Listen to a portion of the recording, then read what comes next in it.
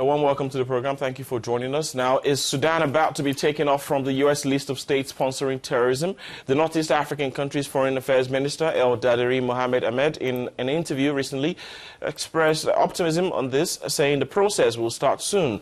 According to the top diplomat, his meetings with U.S. officials were effective in convincing Washington that Sudan has taken measures against terrorism and that it is time to begin the process of removing the country from the U.S. State Department's list of states sponsoring terrorism.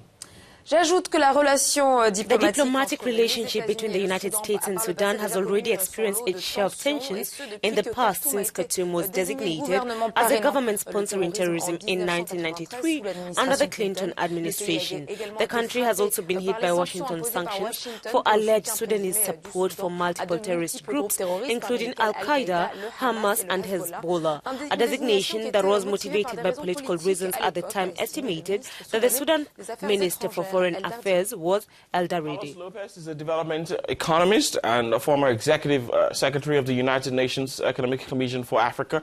He joins us now from Cape Town, South Africa. Good morning, Carlos. Thank you for joining us. First off, do you think Sudan has taken appropriate measures against terrorism and that it is time to begin the process of removing the country from the U.S. terror list? Well, I think the time where Sudan was very much known for being a training ground for Algerians, Tunisians, and later also Palestinians, Syrians, and Jordanians that were involved with different Islamist terrorist groups is far removed from today's Sudan. This was in the 90s with the very iconic intervention of Osama bin Laden.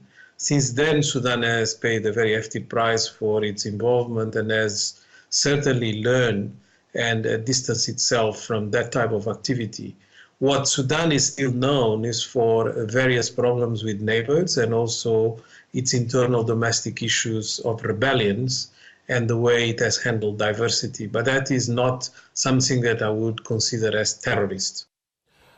You mean, therefore, that Sudan can no longer be really linked to terrorism. But let us talk about human rights. Human Rights Watch and Amnesty International have documented abuses and atrocities carried out by Sudan's security forces. Do you think the country has improved its human rights records? Well, Human Rights Watch does its work very well. I think it is known that the context of that region is not one that is very favorable to human rights respect by armed forces and armed groups. And certainly, Sudanese interventions have been known for being sometimes quite brutal and not very respectful of diversity. But again, I think this is an area where there has been a, not necessarily exaggeration, but singling out of Sudan as if it was the only country that deserves some sort of special treatment. And I think that is not fair. If you look into casualties resulting from conflict in general and violations of human rights reported by different organizations, there are countries in much worse situation than Sudan, and yet they are not under sanctions. The question that can also be asked is what can Sudan really expect from this removal from the list of countries supporting terrorism?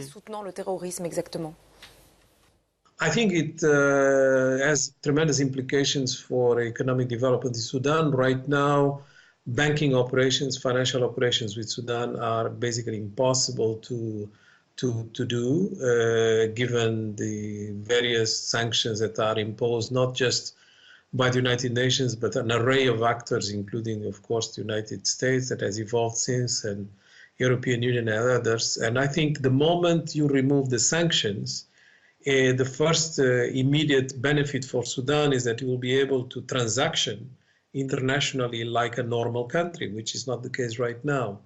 And that, in turn, reduces risk quite significantly, because right now you need to have a very big appetite for whatever impossible situation you are going to find in Sudan and still want to invest. And I think this is the main gain that Sudan can get from the sanctions. Carlos, how long do you think this whole process will take? Well, normally they could take a long time, but given developments in the area, I think it can be quite fast.